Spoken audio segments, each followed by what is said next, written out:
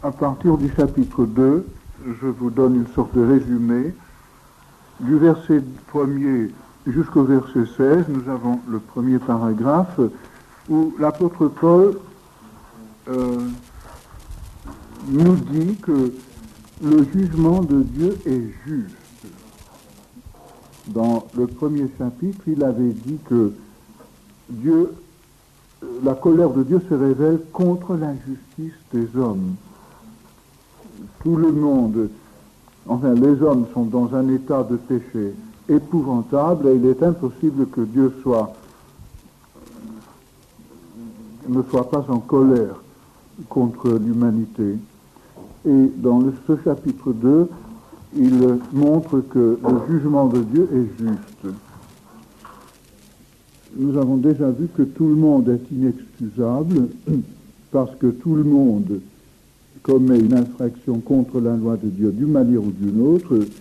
Si on fait appel à la loi de Dieu pour condamner quelqu'un d'autre, automatiquement Dieu doit aussi appliquer sa loi à nous. Donc nous sommes condamnés, peut-être pas pour les mêmes infractions, mais du fait que la loi de Dieu est appliquée à notre cas aussi bien qu'au cas des autres, forcément nous sommes condamnés, puisque tout le monde a failli.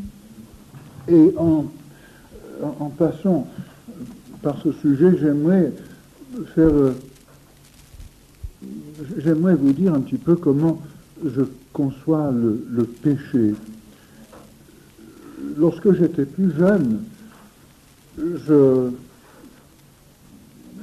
j'avais une vue du péché beaucoup moins grave en quelque sorte que maintenant.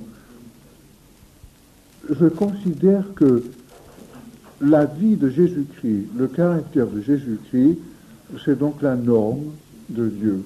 Et tout ce qui n'est pas au niveau de Jésus-Christ, tout ce qui n'est pas conforme à la norme que nous voyons chez Jésus-Christ est péché. C'est-à-dire toute imperfection est péché. On a un petit moment d'irritation parce qu'on est fatigué, on se l'explique, mais c'est du péché. Et même toutes les choses que nous faisons, même inconsciemment et même involontairement, même si nous n'avons pas de mauvaises intentions, mais tout ce qui est mal, tout ce qui est imparfait, tout ce qui déforme l'image de Christ, c'est péché. Il ne faut pas avoir peur d'admettre le péché. Moi, je suis conscient de péché, enfin presque tout le temps, en quelque sorte. Heureusement que je connais aussi la grâce de Dieu et l'efficacité du sang de Jésus, ce qui me permet de rester tout de même en communion avec Dieu constamment. Mais dès que je vois quelque chose, dès que Dieu me signale quelque chose qui est imparfait, je l'admets tout de suite. Et puis Dieu me dit, oui, mais le sang de Christ a été versé pour cela. N'en parlons plus, c'est fini. Seulement, il faut tout de même que je reconnaisse le péché. Mais alors, le chrétien qui veut toujours s'excuser, il pêche, et ce péché devient un obstacle entre lui et Dieu et entre lui et ses frères. C'est incroyable que tellement de chrétiens dans le monde ont la doctrine de l'impeccabilité. Une fois sauvé ou une fois qu'on a passé par une certaine expérience spirituelle, après, la racine du péché est enlevée et on ne pêche plus. Ils sont tellement saints que Dieu ne peut pas leur révéler la monstruosité de leur péché. J'ai connu des gens comme ça, et ils se permettent toutes sortes de choses, et ils disent, mais c'est pas péché ça. Et pourtant, pour tout le monde, c'est du péché. Alors, acceptant comme norme, donc, la loi de Dieu telle qu'elle est dans la Bible, dans l'Ancien Testament, dans le Nouveau Testament, la loi de Christ, et surtout la vie de Jésus-Christ, et l'enseignement de Jésus-Christ. C'est ça la norme, et tout ce qui n'est pas conforme à cette norme est péché. Le mot péché veut dire faillite. Ça, je vous l'ai dit à Marie l'année dernière. Il y a dans le Nouveau Testament et dans l'Ancien Testament tout un tas de mots qui sont traduits par péché ou transgression ou chute, etc. Et très rapidement, je vous donnerai la liste de mots usuels. Le mot hamartia en grec signifie faillite. Ça, c'est le mot courant dans la Bible pour péché. Et ça veut dire simplement faillite. On rate le but.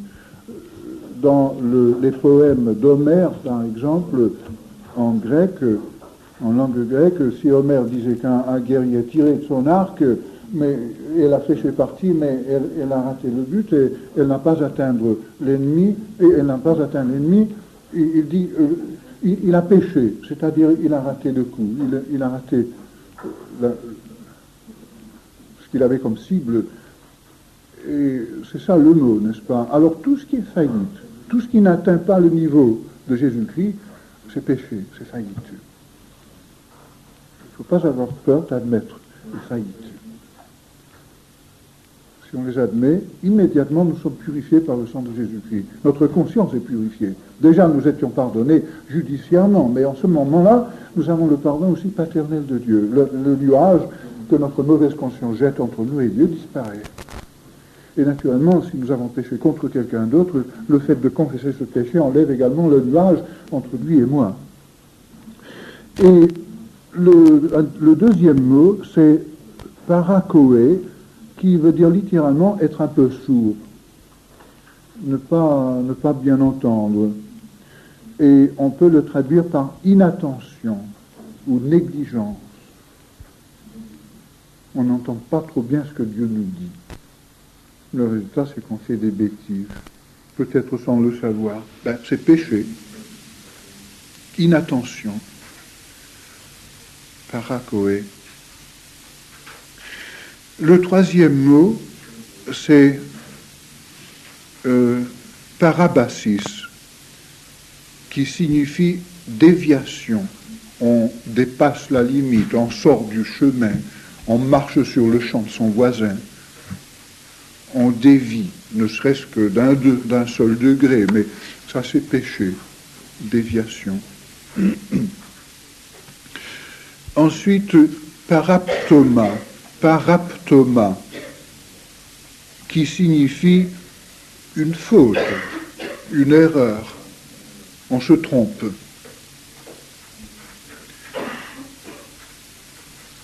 Le sens littéral de ce mot, c'est tomber, chuter. On marche et on trébuche, on tombe à côté du chemin. C'est ça, la véritable signification de ce mot. On sort du chemin parce qu'on chute, on commet une faute.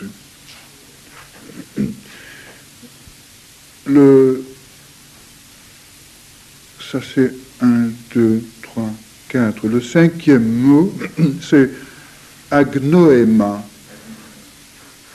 qui signifie ignorance.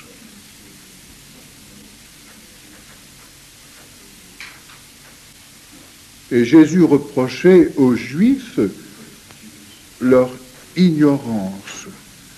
Et c'est à cause de leur ignorance qu'ils ont crucifié le Messie. Réellement, l'ignorance est un péché terrible. C'est en quelque sorte le péché le plus terrible. Ignorance de la parole de Dieu, ignorance de Dieu lui-même, ignorance de la volonté de Dieu. C'est un des péchés les plus terribles dans l'Église aujourd'hui. Les gens ne connaissent pas la Bible. Ils n'étudient pas la Bible sérieusement. Et le résultat, c'est que les chrétiens ne connaissent pas Dieu non plus très intimement. Et on se permet toutes sortes de choses, on fait toutes sortes de bêtises. Et le résultat, c'est que l'œuvre de Dieu n'avance pas. Ensuite, le sixième mot, c'est hétéma. Hétéma, qui signifie défaite, la défaite en bataille. On perd la guerre, on perd la bataille. On est mis en déroute. Et cela peut se traduire tout aussi bien par insuffisance. Si par exemple vous mettez quelque chose dans la balance et ça n'arrive pas à équivaler le poids, c'est une insuffisance. Alors ce mot veut dire défaite ou insuffisance. Tout ce qui est insuffisant, tout ce qui n'est pas la plénitude du Saint-Esprit, en quelque sorte, c'est péché. Et c'est le septième mot, je crois. C'est le mot grec plenmelaia.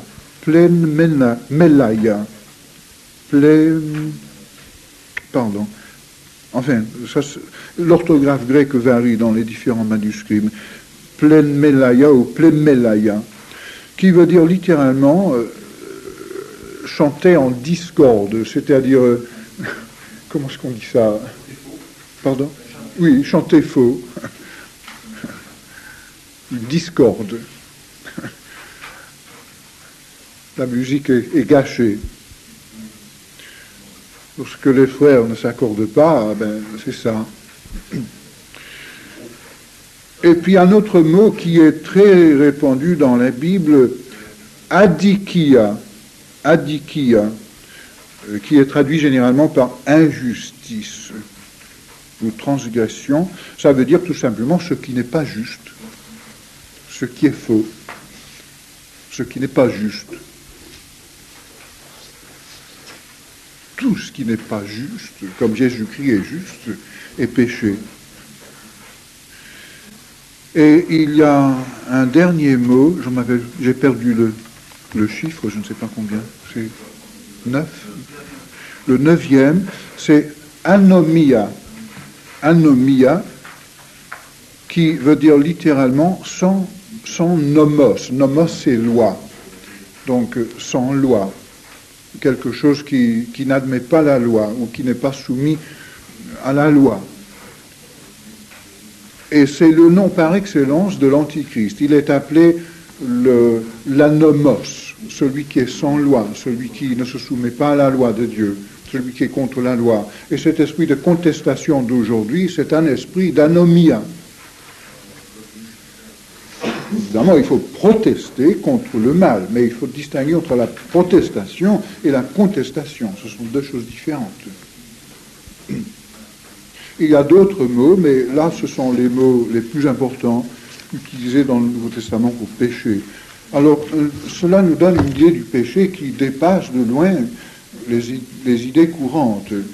Et nous voyons que, dans l'ensemble, tout l'état de l'homme naturel, même quand il est bien, quand il est chic, aux yeux de Dieu, est quand même péché. Et nous, les chrétiens, nous péchons souvent sans le reconnaître.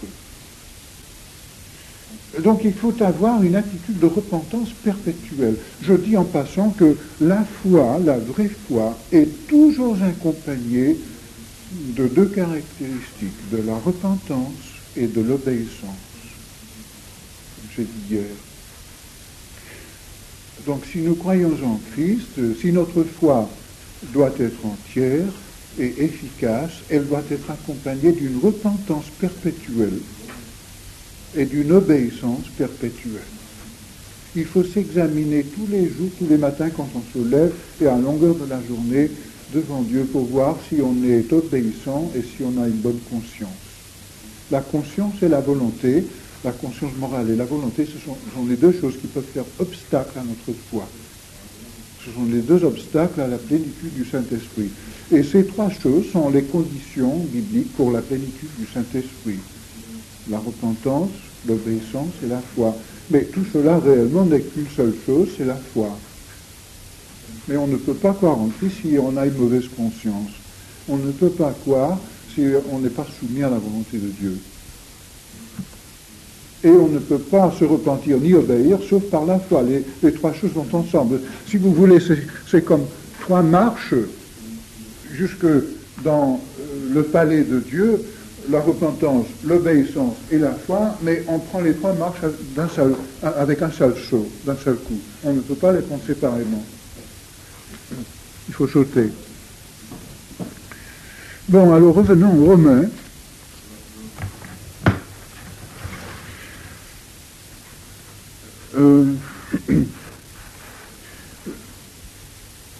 Nous pouvons lire ces versets. Verset 3. Enfin, nous répétons le verset 2. Nous savons en effet que le jugement de Dieu contre ceux qui commettent de telles choses, que nous avons vues hier, est juste et selon la vérité. Et penses-tu aux hommes qui jugent ceux qui commettent de telles choses et qu'il est fait que tu échapperas au jugement de Dieu, ou méprises-tu les richesses de sa bonté, de sa patience et de sa longanimité, ne reconnaissons pas que la bonté de Dieu te pousse à la repentance.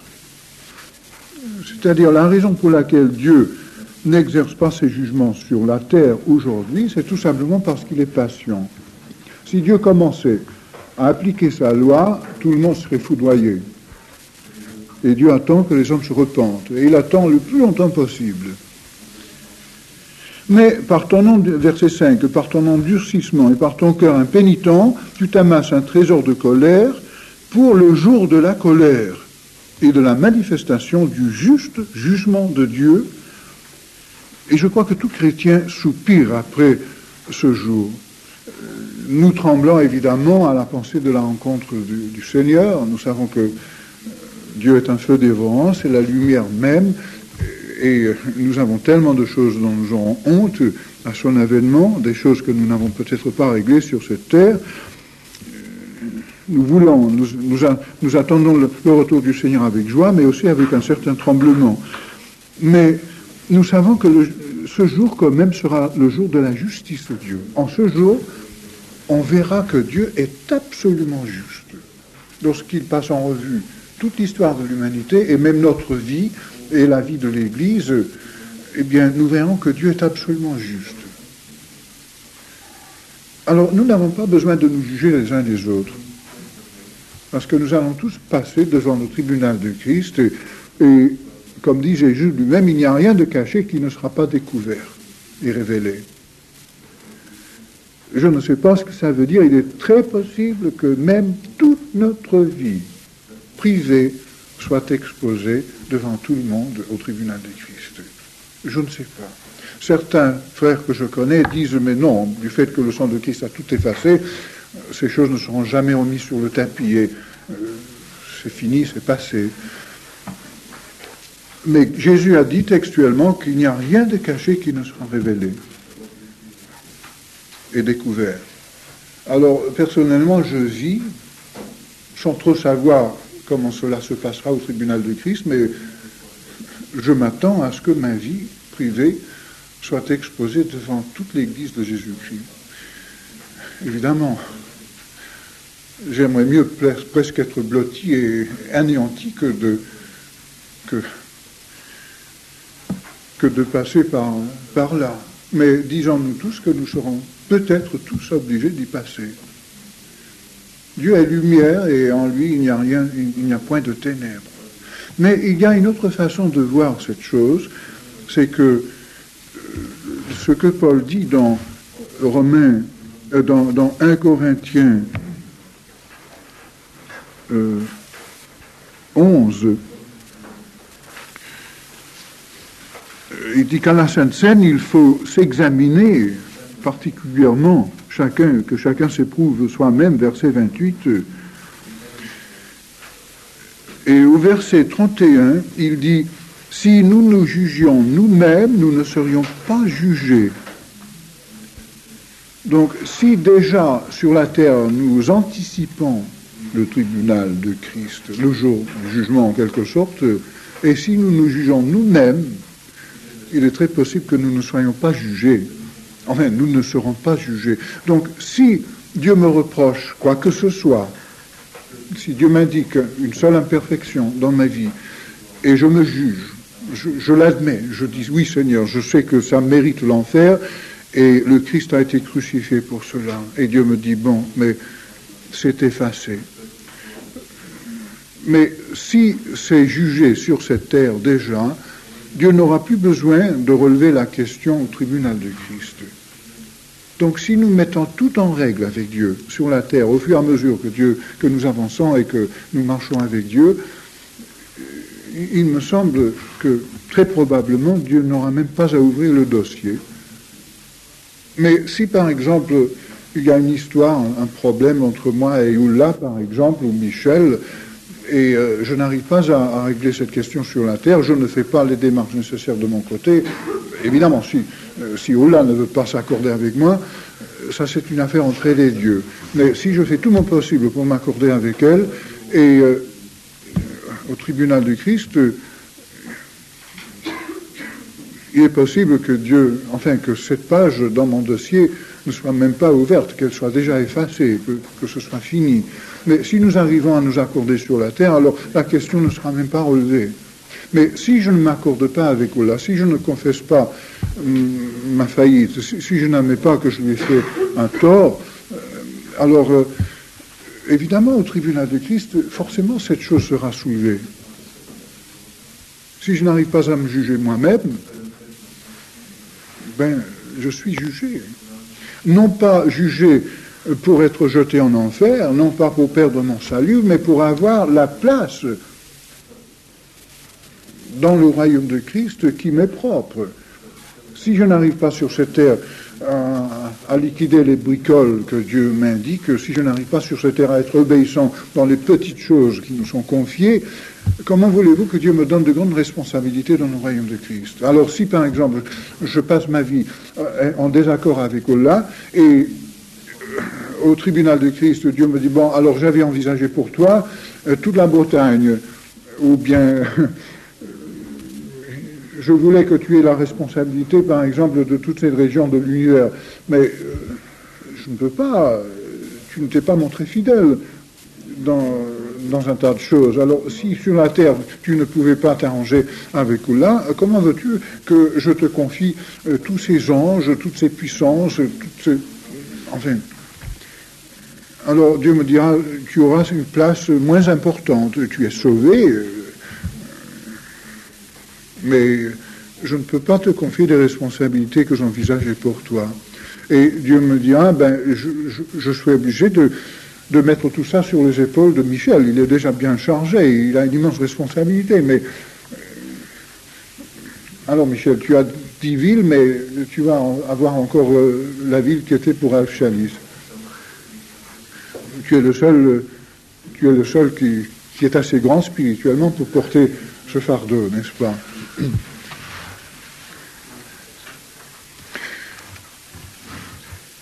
Mais de toute façon, au tribunal de Dieu, nous verrons que Dieu est juste et personne ne pourra se plaindre, ni de son frère, ni de Dieu. Et naturellement, au grand jour du jugement, devant le trône blanc de Dieu, où toutes les âmes perdues passeront en revue, tout le monde verra que Dieu est juste. Et nous, les chrétiens, nous ne pouvons vraiment que souhaiter que ce jour vienne pour que la justice de Dieu soit manifestée, pour que tout le monde voie que Dieu est absolument juste. Et au verset 6, regardez que Dieu rendra à chacun selon ses œuvres. Voilà un principe très important. Dans l'Ancien Testament, les prophètes disaient que Dieu jugerait Israël selon ses œuvres, non pas selon sa circoncision ou son alliance, mais selon ses œuvres. Mais dans le cadre de l'alliance de Dieu, que Dieu avait faite avec Abraham et au mont Sinaï, etc. Dans l'Ancien comme dans le Nouveau Testament, les prophètes et les apôtres et Jésus-Christ lui-même nous disent que Dieu jugera les inconvertis aussi selon leurs œuvres. Dans l'Apocalypse, chapitre 20, dans la vision du grand trône blanc, nous voyons que les morts, les grands et les petits, sont jugés selon leurs œuvres. Versets 12 et 13. Les morts furent jugés selon leurs œuvres, d'après ce qui était écrit dans ces livres. Et verset 13, à la fin, chacun fut jugé selon ses œuvres. Donc Israël est jugé selon ses œuvres, les inconvertis sont jugés selon leurs œuvres, mais Jésus-Christ et l'apôtre Paul aussi, tous les deux nous disent que le chrétien aussi est jugé selon ses œuvres. J'ai été bouleversé quand j'ai commencé à apprendre ces choses dans la Bible. J'ai appris ces choses dans la Bible. Personne ne me l'avait... Je n'avais jamais entendu cela en chair. Je n'avais jamais entendu un pasteur ou un prédicateur évangélique dire des choses pareilles. Et pourtant, ce que je dis n'est pas contre la doctrine du salut par la grâce de Dieu. Il y a 110 ou 115 passages dans le Nouveau Testament qui nous disent que la seule condition du salut, c'est la foi en Christ. Cela, c'est indiscutable. Et on ne peut rien ajouter. Sinon, on est sauvé par les œuvres et non par la grâce. Alors, nous sommes sauvés par la grâce et par la foi, uniquement. mais nous serons jugés selon nos œuvres. Comment réconcilier ces deux choses paradoxales? C'est parce qu'il y a, comme nous l'avons déjà vu, plusieurs aspects du jugement de Dieu. Il y a le jugement d'Israël, mais dans le cadre de l'alliance que Dieu a faite avec Israël. Il y a le jugement des âmes, des inconvertis, qui sont en dehors de toute alliance, et Dieu les juge selon leur situation. Ils vont en enfer, mais ils ne souffrent pas tous les mêmes peines. Hitler et le petit boulanger au coin de la rue qui vous a roulé 2 fois par semaine, ils ne sont pas châtiés de la même façon, mais ils sont tous les deux en enfer. Et le chrétien qui va au ciel et qui comparaît devant le tribunal de Christ, il est jugé aussi selon ses œuvres. Tous les deux sont au ciel. Tous les deux sont sauvés pour l'éternité par le sang de Christ. Mais ils trouvent leur place dans le ciel selon ce qu'ils ont fait étant chrétiens sur cette terre.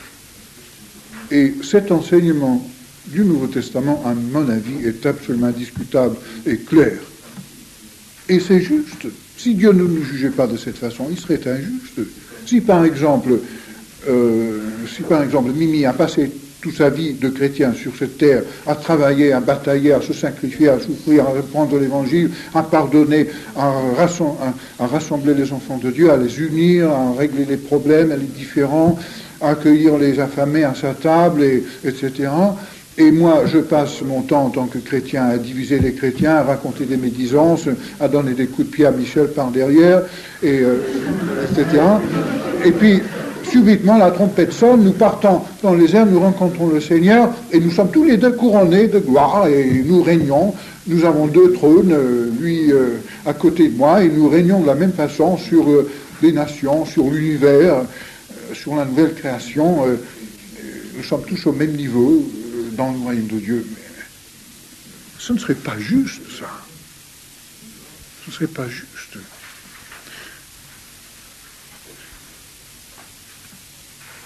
Et la Bible nous dit que ce ne sera pas le cas.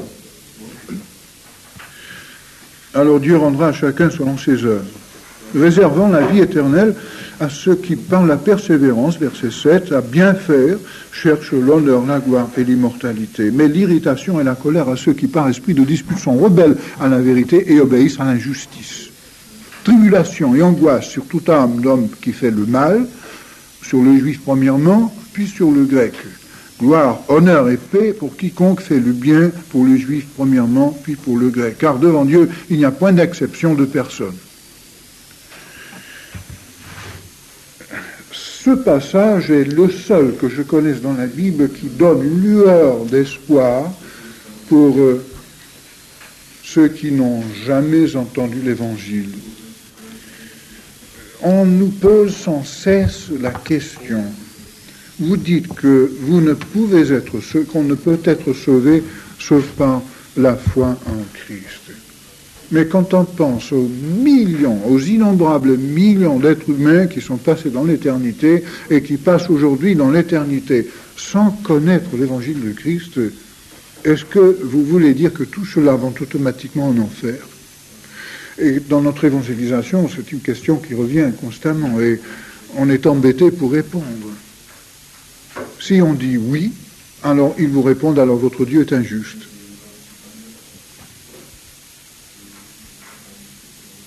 Évidemment, quand on connaît la Bible, nous voyons qu'il y a des réponses. Mais Dieu ne nous a pas donné la réponse complète.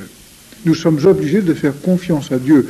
Nous savons tout simplement que Dieu est juste et que le jugement de Dieu sera juste. C'est tout ce que nous savons réellement. Mais Dieu nous a dit encore certaines choses. Il nous a dit dans ce passage que celui qui persévère à faire le bien aura la vie éternelle.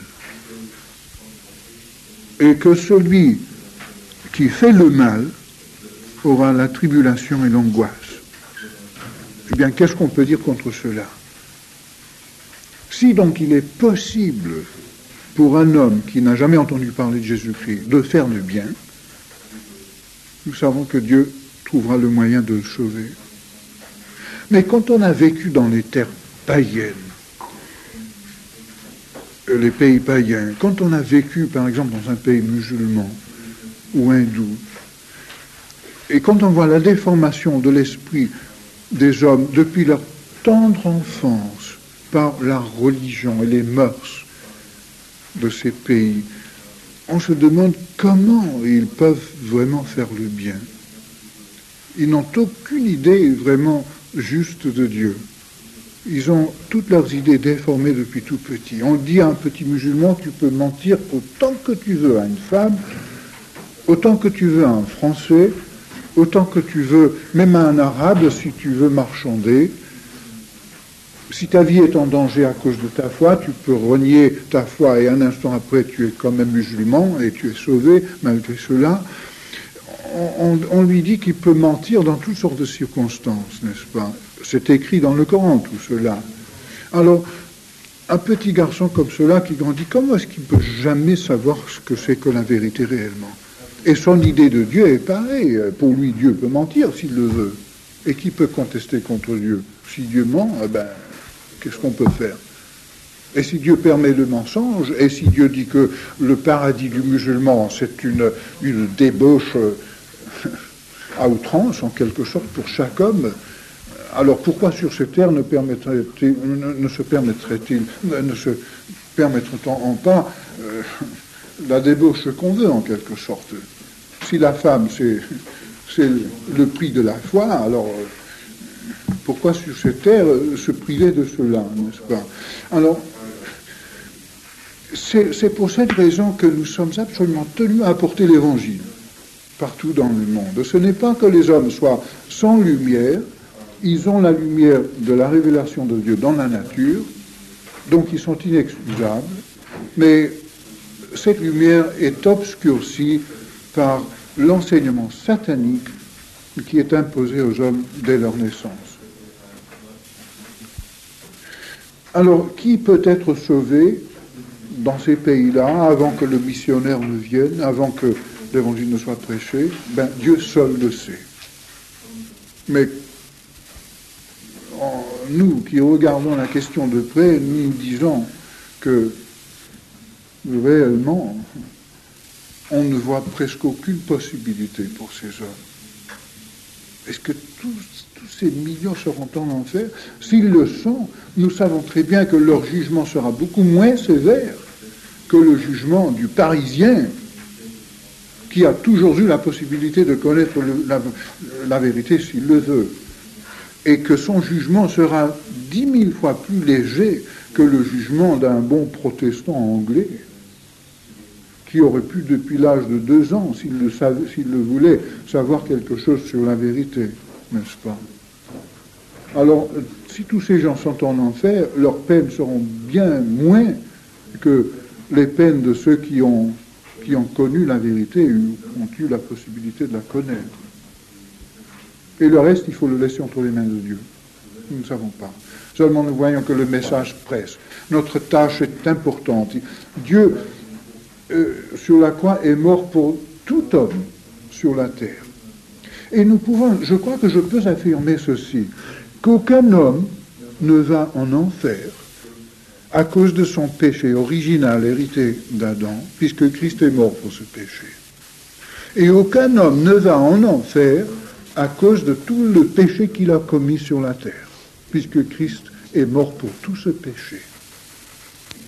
Mais chaque homme qui va en enfer parce qu'il commet le blasphème contre le Saint-Esprit, le péché impardonnable. Et c'est le seul péché que Jésus-Christ n'a pas payé sur la croix. C'est-à-dire le péché de refuser la grâce de Dieu.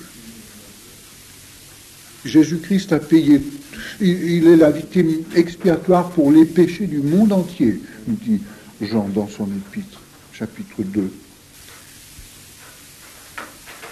Donc au jour du jugement, ceux qui seront en enfer ne pourront jamais dire je suis né de parents pécheurs, je suis né d'Adam, c'est lui qui a fait la bêtise, pas moi, et puis tu m'en reproches tous les péchés que j'ai faits, mais j'ai vécu dans une société tordue.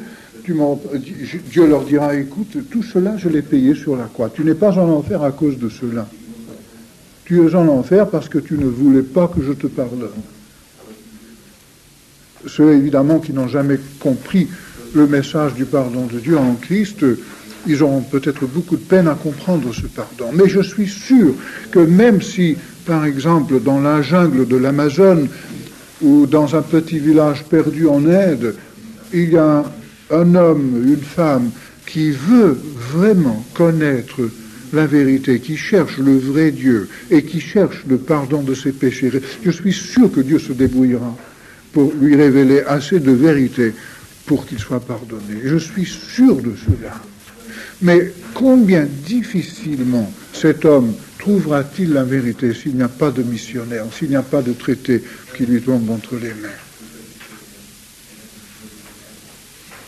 Alors nous, chez OM, dans les moments de découragement, lorsqu'il nous semble que notre vie n'est pas tellement utile, et disons-nous que nous donnons à des millions d'êtres humains, maintenant chaque année, au moins la possibilité de connaître la vérité. Nous sommes en plein centre de la volonté de Dieu dans le travail que nous faisons. Même si nous ne voyons pas de fruits, au moins au jour du jugement, toutes les personnes à qui nous donnons la vérité ne pourront jamais reprocher à Dieu de les avoir laissés sans lumière. Mais, enfin, je laisse ce problème de côté maintenant pour aller plus loin. Verset 12, tous ceux qui ont péché sans la loi, donc des non-juifs, et ceux qui ne connaissent pas la Bible, périront aussi sans la loi. Et tous ceux qui ont péché avec la loi, donc juifs et protestants, si vous voulez, seront jugés par la loi. Ce ne sont pas en effet ceux qui écoutent la loi qui sont juges devant Dieu, mais ce sont ceux qui la mettent en pratique qui seront justifiés. Donc, les païens qui n'ont point la loi font naturellement ce que prescrit la loi, et je crois que Paul pense ici surtout aux païens qui s'étaient convertis par sa prédication au Christ, une loi pour eux-mêmes. Ils montrent que l'œuvre de la loi est écrite dans leur cœur, leur conscience en rendant témoignage et leurs pensées s'accusant ou se défendant tour à tour. Et c'est ce qui paraîtra au jour où, selon mon évangile, Dieu jugera par Jésus-Christ les actions secrètes des hommes. Il serait bon d'avoir dans votre carnet une page intitulée « Le jugement de Dieu » et de mettre toutes les références que vous trouvez en lisant la Bible qui parle du jugement de Dieu. Il en résulte plusieurs choses très intéressantes. C'est qu'il y aura un jour de jugement. Dieu jugera toute vaine parole, les actions secrètes, tout ce qui est secret sera révélé, et le jugement de Dieu sera selon la justice et selon la vérité, et aussi Dieu jugera chacun selon ses œuvres. Donc le bonhomme qui va en enfer ne va pas en enfer à cause de son péché, sauf à cause du péché, du rejet du pardon de Dieu. Mais une fois en enfer, du fait qu'il s'est privé du pardon de Dieu, tout son péché lui retombe dessus. Et il est jugé selon la totalité de son péché en enfer. Les inconvertis qui meurent perdent donc tout contact avec le monde que Dieu a créé. Sur cette terre, les inconvertis jouissent de la santé, de la jeunesse, du corps physique, du soleil, du blé, de la nourriture, etc., de la beauté que Dieu a créée. Une fois qu'ils sont morts, ils ont tout perdu. Tout ce qui parle de Dieu pour eux est perdu pour toujours. Et ils ont perdu aussi Dieu. Tout ce qui leur reste, c'est leur personnalité propre, avec tous leurs péchés qu'ils entraînent avec eux pour l'éternité. Ils ne peuvent pas se débarrasser de leurs péchés. Et c'est surtout cela qui crée l'enfer, n'est-ce pas? C'est cela, certainement, leur enfer. Mais Dieu nous dit à nous, les enfants de Dieu, que nous sommes morts avec Christ. Nous n'avons pas tellement l'impression d'être morts, mais aux yeux de Dieu, notre péché, notre nature pécheresse, le vieil homme, est mort. Alors, le moment de ma mort physique, je trouve littéralement que toute cette vieille nature, tout mon péché, et même le souvenir de mon péché probablement, est disparu pour toujours. J'en suis débarrassé pour toujours. Il n'existe plus. Alors que l'inconverti, quand il meurt, il a tout cela avec lui. Et tout ce qui me reste au moment de ma mort physique, ou au moment du retour de Christ, quand je serai changé et rapté pour le rencontrer dans les airs, tout ce qui me restera, ce sera ma vie nouvelle en Christ. Et naturellement, si cette vie est bien développée, je serai, pour ainsi dire, adulte. J'emmènerai avec moi dans le ciel tout un trésor, des capitaux spirituels. Mais si ma vie spirituelle ne s'est pas développée, si je suis resté petit, un bébé en Christ, évidemment, tout cela partira au ciel, débarrassé de tout le péché du passé. Mais tout ce que je pourrai emporter au ciel, ce sera un Rav Chalice tout petit. C'est formidable que d'avoir un petit Rav Chalice au ciel, mais c'est dommage qu'il ne puisse pas servir Dieu plus efficacement. C'est dommage que son cerveau restera si petit, que ses mains seront tellement petites, qu'il ne pourra pas faire tellement de choses pour Dieu. Il ne pourra pas avoir les responsabilités que Dieu envisageait pour lui. Bon, alors, je dilate trop, mais continuons à partir du verset 17. Du verset 17 à 24, Paul s'adresse aux Juifs. Le Juif pensait que, du fait qu'il était descendu d'Abraham, circoncis, et du fait qu'il avait la loi et la connaissance du vrai Dieu, il était favorisé, qu'il était mieux placé que les autres. Et dans ce passage, Paul lui dit, mais tu n'es pas mieux placé que les autres, parce que tu pêches comme les autres, tu es même plus responsable que les autres. Tu es privilégié, mais tu es plus responsable. Et au verset 25 à 29, il y a un passage très important. Il dit que la circoncision est utile si tu mets en pratique la loi, mais si tu transgresses la loi, ta circoncision devient incirconcision. Donc tu es comme un païen si tu ne gardes pas la loi. Le fait d'être juif n'est rien. Tu es même plus coupable qu'avant, puisque tu avais davantage de connaissances et de lumière. Et il dit au contraire, verset 26, si l'incirconcis, donc le païen, observe les ordonnances de la loi, parce qu'il a été régénéré par l'Évangile, son incirconcision ne sera-t-elle pas tenue pour circoncision? C'est-à-dire, c'est vrai, il n'est pas un fils physique d'Abraham, il n'est pas circoncis physiquement, mais s'il est régénéré par l'Évangile et il commence à mettre en pratique la volonté de Dieu, aux yeux de Dieu, spirituellement, il est circoncis. La circoncision physique n'est qu'une image de la circoncision spirituelle, la circoncision du cœur. Et si le cœur est circoncis, eh bien c'est ça qui compte. Alors l'apôtre Paul dit aux Juifs, c'est vrai, tu es drôlement privilégié, mais ne pense pas pour un instant que tout ce que tu as matériellement, physiquement, de ton ancêtre Abraham et de Moïse, te soit un avantage. Cet avantage t'a été donné pour que tu le répandes dans le monde et pour que tu avertisses toutes les nations, pour que toutes les nations soient sauvées par ton témoignage. Mais si tu comptes sur cela pour te justifier, alors sache que tu seras encore plus condamné qu'avant.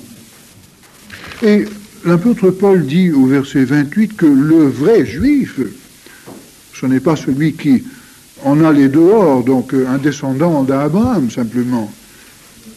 Et la vraie circoncision, ce n'est pas celle qui est visible en la chair, cela n'était qu'un symbole, c'était une image simplement.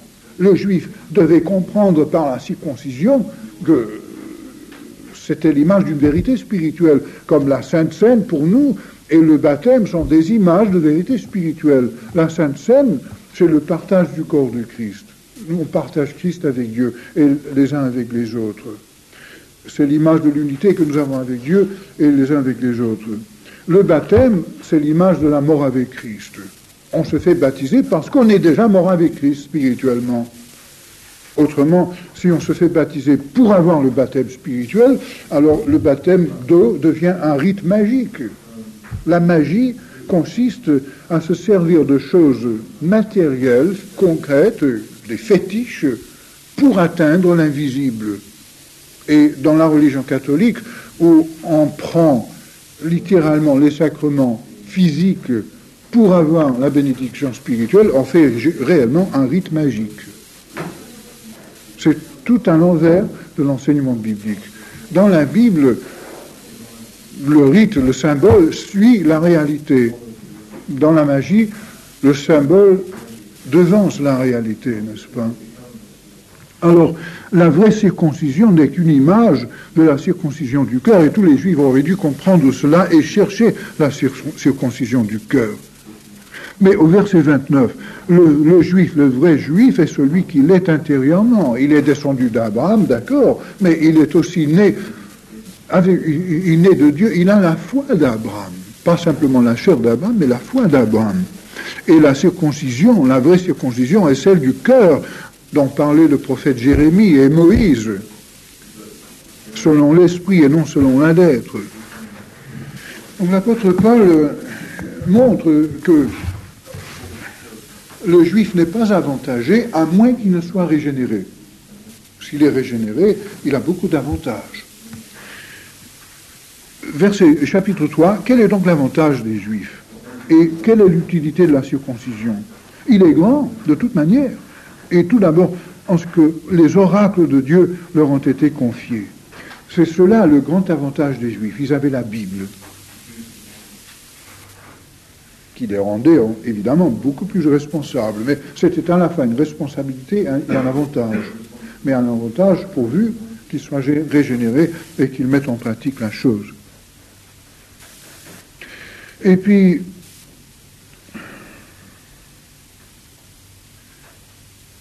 enfin, il va falloir peut-être que je passe outre certains passages pour gagner du temps. Passons au verset 9. Quoi donc? Sommes-nous donc les Juifs plus excellents? Nullement, car nous avons déjà prouvé que tous, Juifs et Grecs, sont sous l'empire du péché. Selon qu'il est écrit, et là, l'apôtre Paul cite deux passages dans les psaumes, il n'y a pas de juste. Pas même un seul. Oh, relativement parlant, oui, il y a des hommes justes sur la terre. Mais quand on les compare avec Jésus-Christ, il n'y en a pas un.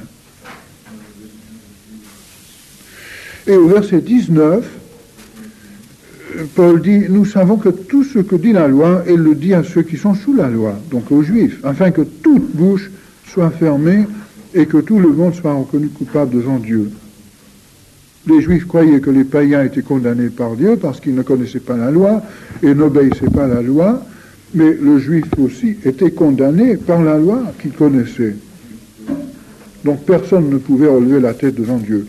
Verset 20, car nul ne sera justifié devant Dieu par les œuvres de la loi, puisque c'est par la loi que vient la connaissance du péché. Ne confondez pas les œuvres mortes avec les bonnes œuvres. Dans le Nouveau Testament, les œuvres mortes sont l'effort de la chair de se justifier devant Dieu. Les œuvres mortes sont les efforts de la chair pour se justifier devant Dieu. Les bonnes œuvres sont tout simplement le fruit de l'esprit.